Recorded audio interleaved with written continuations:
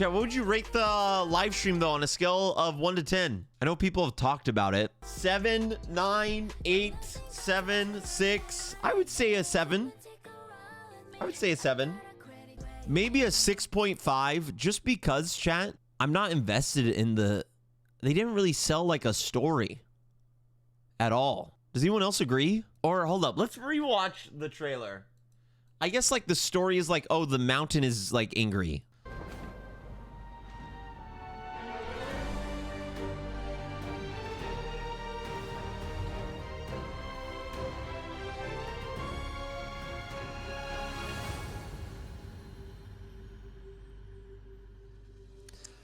Dude, I feel like the mountain's gonna be so huge.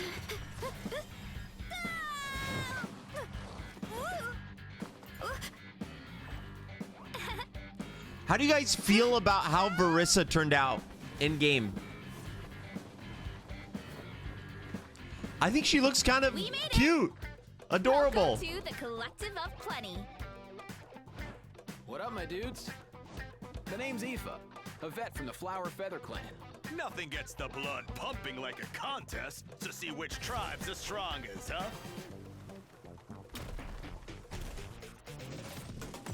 Dude, Aoife's sprinting is ridiculous.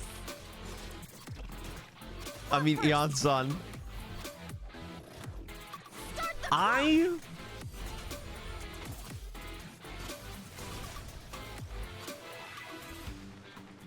Dude, them both sprinting is gonna be so fun. Yo, what's up, Luna? Get ready to feast! More, please.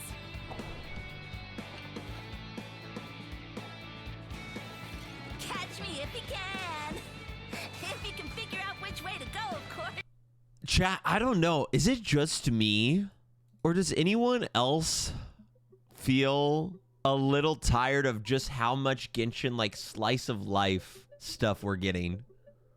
Does that make sense? Versus, like think of, like, the Dragonspine Albedo event, where it was all focused around, like, adventure and, like, lore, right? But also, with the Dragonspine Albedo event, as a perfect example, it felt like it was focused on adventure, lore, story, but it also had like slice of life elements, right? So both can happen at the same time, but I feel like we've been getting so much content that is just slice of life. Does that make sense? Versus that nice balance. And it's like, okay, this is nice, but after like the 4th festival in a year, when we have seen Dainsley for like 10 minutes the entire year, it's like, I'm a little festivaled out. Come Festival 6, bro. All the juicy lores in World Quest. What slice of life? It's like, I love slice of life, but I also love the lore. And that's what I'm saying is we can have both. Genshin has done both before. I'd like some more drama. The Hu Tao Bits and Lantern Rite was amazing. Completely agree.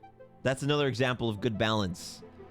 Of real story weight, as well as slice of life. If you can figure out which way to go, of course.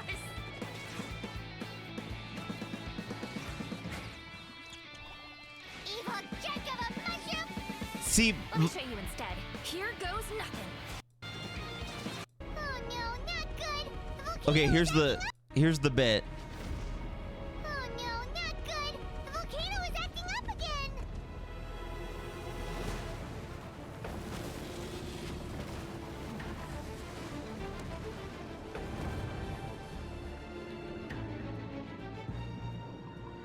See, this looks so cool. Literally, if this just had a narrator, that was emphasizing like some kind of mystery about like the dragons and how the mountain is going to spell like death for the region, or like it's tainted by it's tainted by the corruption from like the war of humans and dragons or something. If it just had a narrator, it would elevate this whole part so much. For instance, look at, there's the holes in the sky. Hello?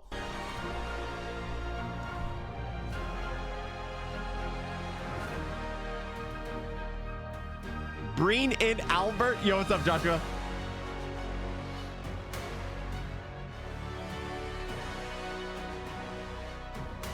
Dude, this is one of the most beautiful regions I've seen in Genshin. Meanwhile, we're getting told nothing. We're given no reason to care. We're watching a PowerPoint presentation right now, bro. What is this, National Geographic? We are giving the least amount of reason to care about this besides, oh, the mountain's angry. Guess it needs a Pepto-Bismol Mountain Edition, bro. And that's what I'm saying. Like, if they pack this, and I feel like it literally, if it was just fixed with a narrator, giving us some good googly boogly words that get us mysterious and interested in the stakes of the area, then I'd be way more interested.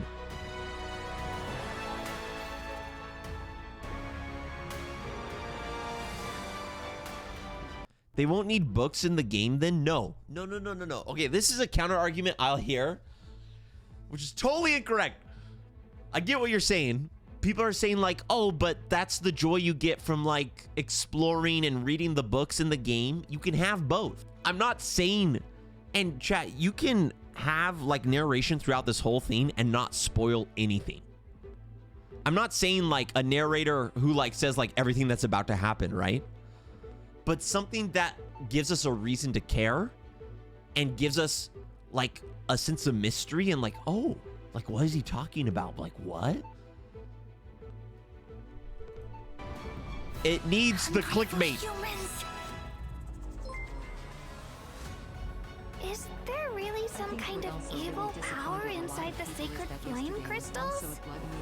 I gotta think this through. What should I do? It would be great if we could get to the bottom of this, but not every historical mystery can be unraveled.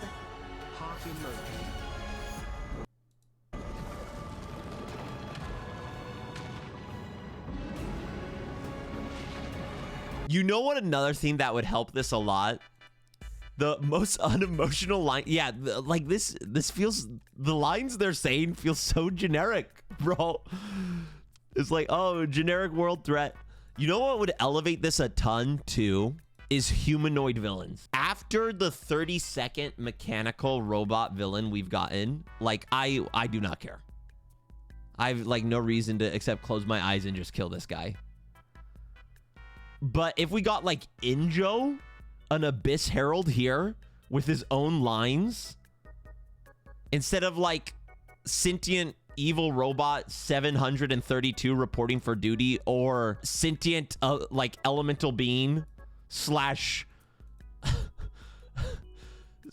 elemental ball boss 32 reporting for duty. Like imagine, for instance, the Inquisitus Baptist, one of the coolest bosses in the game that has 0 world quest tied to him. Or does he have a world quest tied to him that I haven't done? Maybe. If you put Inquisitus Baptist here and gave him some voice lines of like traveler, you will not, like, your transgressions will end here. Oh, that literally just, if you give me that moment in this trailer, I'll poop my pants, bro, live on stream from sheer excitement. Or give us like an Abyss Herald. Give us a like an actual dragon-like being with some voice lines and with actually hear me out. Because you know why, chat? You know what the main flaw is of the robot bosses and the elemental bosses? Do you want to know what the main flaw of it is? Who just said chill, Unk? Chill. First off, I'm not your uncle. All right, not that I'm aware of legally. Second off, mods, ban that guy. We've gotten so many. That is actually not the main flaw, in my opinion. I mean, yes, we've gotten a ton, and that's probably the runner-up. No emotions, is that the flaw? Basically, you were very close. Essentially, it robs us of a villain, because anytime we've seen a robot, or 99% of the times we've seen a robot or like an elemental being, they have no motivation. They have you essentially take out the element of having a good villain in a story. Which, fun fact, when you have a good villain in a story, it elevates a story insanely so. If you have a villain, there was one robot that was so sad and now lives in Sumeru. Oh, are you talking about the crab? If you have a villain with its own emotions and motivations, chat, do you know how much that elevates the story? It's crazy. It is crazy. So not only are you getting, it's just, and the thing that hurts is Genshin's doing the work of making a phenomenal region, but by missing these core elements, a majority of people will not care. Does that make sense? It's like you've written and filmed an Academy Award winning movie of the year. You're gonna win the Oscars. And then you take out the actors, or half the actors in it. Just boop. It's like, bro, not gonna lie, ZZ has had some of the most interesting antagonists in Hoyo games recently, not biased. I'm just like, if you're gonna put in the work to make such a phenomenal looking overworld region, oh my gosh, if they added narration here and then gave us like an actual like villain, who knows? Maybe it talks once we play. I doubt it, but maybe it does. I'm praying for Shneznaya. I have full hope for Shneznaya. I get your point. I do agree. All in all, though, it still looks hype.